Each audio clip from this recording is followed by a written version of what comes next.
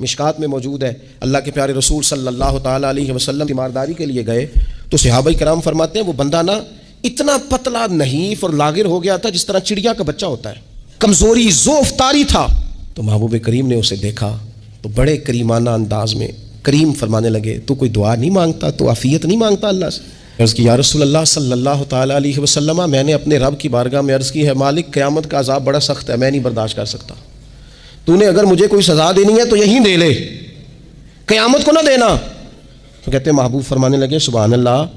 او خدا کے بندے تو رب کی سزا دنیا میں بھی نہیں سہ سکتا، اللہ سے یہ بھی سوال نہ کر، تو رب سے کہہ ربنا آتنا فی الدنیا حسنۃ وفی الآخرۃ حسنۃ وقنا عذاب النار، تو رب سے دنیا میں بھی حسنہ مانگ،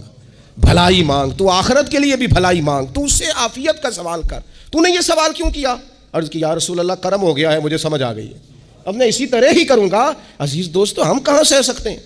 ہم دنیا میں رب کی سزا ہم نہیں سہ سکتے، ہم کمزور